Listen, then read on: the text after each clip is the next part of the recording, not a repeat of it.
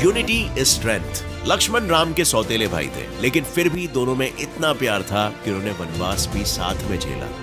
क्या unity strength? Ram ने लक्ष्मण के साथ ये कौन सी यूनिटी स्ट्रेंथ निभा दी? अरे लक्ष्मण की नई नवेली शादी हुई थी, उसकी नई नवेली दुल्हन थी, उसे 14 साल तक घर में छोड़वा दिया। ये यूनिटी स्ट्रेंथ थी। अपने सौतेले भाई का हक छीन लिया, उसकी वाइफ का हक छीन लिया, और ये गौरव बता रहा है कि ये साथ निभा रहे थे। इसने शूद्र संभुक थे, उनका गला काट दिया इस बात पर कि अगर शूद्र ज्ञान लेने लगे तो ब्राह्मणों के बच्चे मरने लगते हैं। ये मोरालिटी थी। दरअसल गौरव ने रामायण कभी पढ़ा ही नहीं। अब इसका अगला क्लेम सुने। इक्वालिटी। भगवान राम एक वानर सेना लेके निकले थे। इसी से ये साबित हो जाता है कि वो किसी भी जीव को अपने से कम नहीं समझते थे। अरे राम वानर सेना को इक्वालिटी दिखाने के लिए नहीं लेकर निकला था, ये उसकी मजबूरी थी। जब उसने बाली को छुपकर मार दिया तब उसने राजगद्दी सुग्रीव को सौंप दी, और फिर सुग्रीव अपनी रानियों के साथ व्यस्त था। तब लक्ष्मण आग बबूला होकर जान से मारने के लिए सुग्रीव के पास पहुंच गया। आप वाल्मीकि रामायण के किसी कंधा कांड के सर्ग 30 से 31 देख लीजिए। श्लोक 4 में लक्ष्मण खुद कहता है कि मेरे क्रोध का वेग बढ़ा हुआ है, मैं इसे रोक नहीं सकता। असत्यवादी सुग्रीव को आज ही मार डालता हूँ। अब बाली कुमार अंगद ही राजा होकर प्रधान वानर वीरों के साथ राजकुमारी सीता की खोज करे। सीधी सी बात है कि राम लक्ष्मण की मजबूरी थी वानर सेना को लेकर जाना, न कि इक्वालिटी का मैसेज देना। अब इसका अगला क्लेम सुने।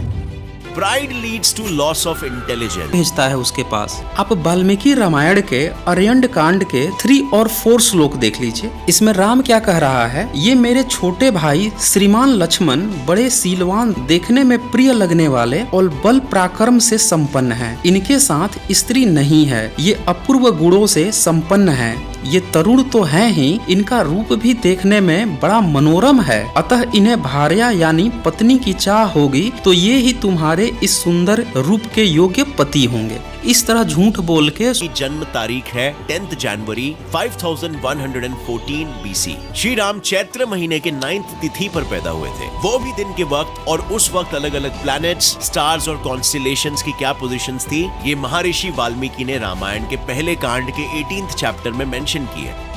ये है इसका मेन क्लेम, जिसको मैं पूरी तरह से डिबंक करने वाला हूँ। दरअसल ये जिस प्लेनेटेरियम सॉफ्टवेयर की बात कर रहा है उसमें एक बहुत बड़ा लूप होल है। उसके बारे में ये लोग चर्चा नहीं करते हैं, लेकिन मैं आपको बताऊंगा कि उसमें क्या लूप होल है। इसने जन्म तिथि बताई 10 जनवरी 5114 BC, लेकिन वाल्मीकि रामायण अगर आप पढ़ें तो उसमें साफ साफ लिखा हुआ है चैत्य शुक्ल। वहाँ पे चैत्य और शुक्ल की बात आ रही है, और आप जानते हैं कि जो चैत्य शब्द है वो शक संवत का चैत्य महीना है, और शक संवत आया है 78 AD से, जो बौद्ध सम्राट कनिष्क के द्वारा इंट्रोड्यूस किया गया था। यानी कि ये किताब शक संवत आने के बाद ही लिखी गई है। बाद में विक्रम संवत 9वीं और 10वीं सदी के बाद इसी शक संवत से कॉपी करके बनाया गया। हालांकि उसकी कैलकुलेशन ईसा से भी 58 ईयर्स पहले से होती है, लेकिन जो एविडेंस है वो साफ साफ ये बताते हैं कि वो 9 से 10 सेंचुरी सॉफ्टवेयर की बात हो रही थी। एक वेबसाइट है vedicm.com, इसने दावा किया है। अब उसने क्या दावा किया है वो मैं पढ़ के ही आपको सुना देता हूँ।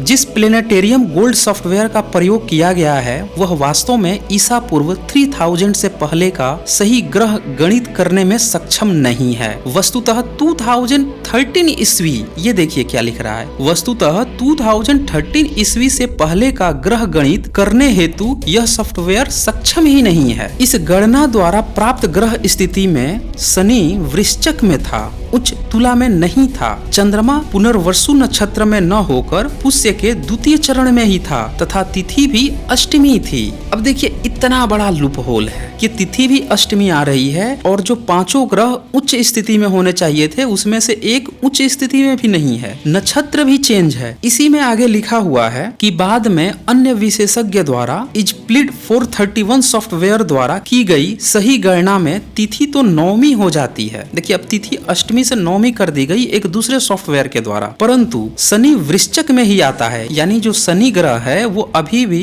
उच्च पे नहीं है तथा चंद्रमा पुष्य के चतुर्थ चरण में है, यानी चंद्रमा की भी स्थिति गड़बड़ है। अतः 10 जनवरी 5114 ईसा पूर्व की तिथि वस्तुतः श्री राम के जन्म तिथि सिद्ध नहीं हो पाती है। अब देखिए ये वैदिक एम वाले खुद कह रहे हैं कि प्लेनेटेरियम जो सॉफ्टवेयर है वो गलत डेटा दे रहा है, मिसलीडिंग है, उसमें बहुत बड़ा लूप होल है। अब ये मैं भी नहीं कह रहा हूँ, ये ज्योतिष वाले ही खुद कह रहे हैं। तो ये कौन मूर्ख ढपोर संघ है जो एक सॉफ्टवेयर को लेकर राम की एज 10 जनवरी को बता रहा है? और ये 10 जनवरी क्या होता है? 10 जनवरी में चैत महीना आता है। आजकल आप देखें तो चैत महीना हमेशा ही अप्रैल के इर्द गिर्द में आता है। कैलेंडर में भी लूप होल होता है। कुल मिला के 114 BC को हुआ था, है ना ढपोर संघ वाली बात। अब इसका अगला क्लेम सुन लीजिए।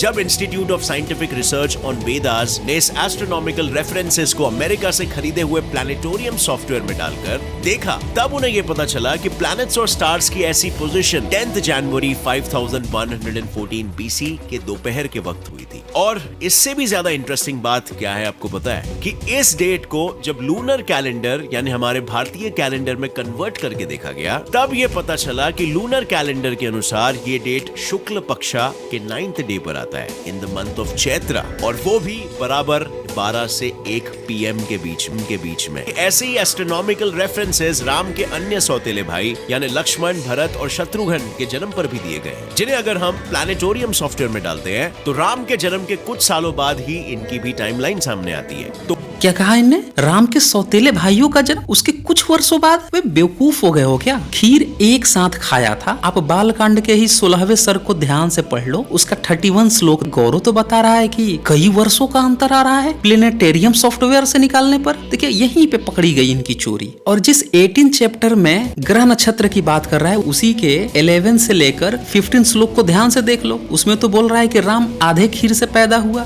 भरत जो है 1/4 के भी कम हिस्से के खीर से पैदा हुआ, और बाकी के दोनों भाई जो बचे हुए खीर थे उनसे पैदा हुए। अब ये खीर की पैदाइश की बात हो रही है, इसको ये प्लेनेटेरियम सॉफ्टवेयर से निकाल के बता रहा है, वो भी कई वर्षों का अंतर बता रहा है। ऐसे ही गलत हो गया। अब इनका नेक्स्ट क्लेम देख लीजिए। Myth number 2, Ram's age during exile was 25.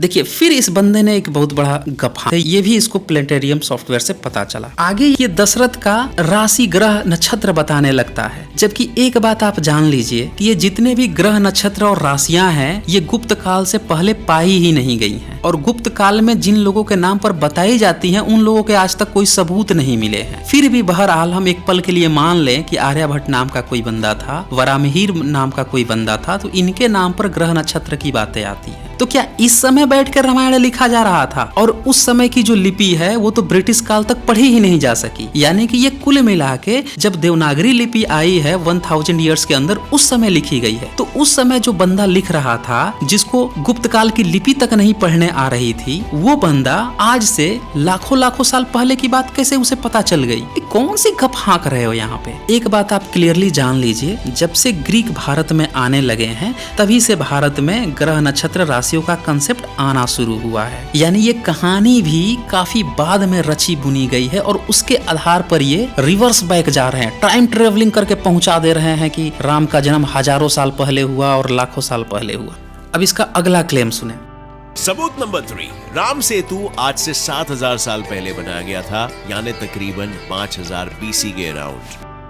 देखिए यहाँ भी इसने एक बहुत बड़ी झूठ का सहारा लिया है। ये बोल रहा है कि राम सेतु जो है 7000 ईयर्स पहले बनाया गया। अरे ढपोर शंख महोदय, रामायण ढंग से तुम पढ़ लेते तो उसमें त्रेता युग की बात आ रही है, और बंदर भालू जो है उठा के बड़े बड़े पहाड़ समुद्र में डाल रहे हैं, रास्ता बना रहे हैं, ये बात लिखी हुई है। लेकिन जिसे तुम राम सेतु बता रहे हो वो राम सेतु नहीं है, वो कोरल रिप्स का जमाव है। और ये जो कार्बन डेटिंग की बात कर रहा था, इस बंदे को पता भी नहीं है कि पत्थरों की कार्बन डेटिंग नहीं होती है। कार्बन डेटिंग उन पदार्थों की होती है जिनमें कार्बन अवेलेबल हो, जैसे कोरल रिप्स। ये जंतु होते हैं, लेकिन जब मरते हैं तो एक के ऊपर एक इकट्ठे होते जाते हैं, कार्बन का इनमें अवशेष होता है, इनकी कार्बन डेटिंग होती है। और फिर इसने एक सहारा ले लिया चेल्सी रोज का। ये भी दावा पूरी तरह गलत है। अरे वो महिला बता रही है 4000 ईयर्स पहले वहां कथित राम सेतु का कुछ लेना देना ही नहीं है रामायण से। अब आते हैं इस बंदे के आखिरी क्लेम पे। ये सिर्फ यहीं पर खत्म नहीं होता, क्योंकि रामायण के अनुसार रावण के महल के एंट्रेंस की पहरेदारी 4 टस्क्स वाले हाथी किया करते थे। अब ये कोई काल्पनिक जीव नहीं है, ऐसे जीव 1 मिलियन साल पहले एग्जिस्ट किया करते। दरअसल इसने कभी रामायण पढ़ा ही नहीं है। रामायण के सुंदर कांड के 9वें सर्ग के 5th श्लोक में 3 से 4 हाथी के दांत की बात की गई है और वो जो सीन है वो रावण के अंतःपुर का बताया जा रहा है, लेकिन ये कॉपी किया गया है बुद्ध चरितम में जो गौतम का अंतःवास था वहां से। ये बात मैं नहीं कह रहा हूँ, ये बात जो है ईबी कार्डवेल ने कहा है। जब वो बुद्ध चरितम के अपने संस्करण लिख रहे थे तब उन्होंने ये पाया कि रामायण का जो सुंदर कांड है उसका 9th से 11th सर्ग तक, मतलब 1-2 श्लोक नहीं, पूरे के पूरे जो 3 सर्ग हैं 9, 10, 11 और इसी 9 सर्ग का ये श्लोक है जिसमें 3-4 हाथी की बात आ रही है, ये पूरे के पूरे कॉपी किए गए हैं बुद्ध चरितम के चैप्टर पे। आपको बस दोनों का कंपैरेटिव स्टडी करना है। ये बात बताइए विदेशी तक कह के जा रहे हैं। बहरहाल इस पॉइंट को अगर साइड भी कर दें तो अब बात आती है कि ये 3-4 दांत वाले हाथी जो हैं 1 मिलियन ईयर्स पुराने अगर हैं तो इससे रामायण का क्या लेना देना? क्या 10 लाख साल पहले इंसान महल बना के रहते थे और हाथियां उनकी पहरेदारी करती थी? क्या साबित होता है इससे? जब इतना ही साबित करना होगा तो उत्तरकांड का जो सर्ग 35 है उसमें एक बानर का बच्चा जो है लाखों किलोमीटर ऊपर आसमान में उड़ जाता है और सूर्य को हाथ से पकड़ लेता है। इसमें कौन सा विज्ञान है? ये क्यों नहीं देख लेते? ये भी तो वाल्मीकि रामायण में लिखा हुआ है। ऐसे हजारों गप्पे लिखी हुई है इसमें, लेकिन इस बंदे ने एक पॉइंट को उठाकर इसको साइंस से जोड़ने की कोशिश की। दरअसल ईबी कार्डवेल ने साफ साफ लिखा है कि अश्वघोष रचित बुद्ध चरितम के गौतम के अंतःपुर का दृश्य है वह आवश्यक अंग है, जबकि रामायण के सुंदर कांड का सर्ग 9 से 11 तक का दृश्य अनावश्यक विस्तार है। वस्तुतः यह अंश वाल्मीकि का नहीं, यह अनुकरण यानी कॉपी पेस्ट किसी परवर्ती छेपक लेखक की कृति है। यानी ईबी कार्डवेल कह रहे हैं कि बाद में किसी ने मिला दिया है, और यह हम सभी जानते हैं कि ब्रिटिश काल में ब्राह्मणों ने कैसे अपने ग्रंथों में मिलावट की हुई है। आपने विमान शास्त्र का नाम सुना होगा, कैसे शास्त्री ने 1922 में लिखा किताब और उसे बता दिया कि ये 4000 साल पहले किसी महर्षि भारद्वाज ने लिखी हुई है।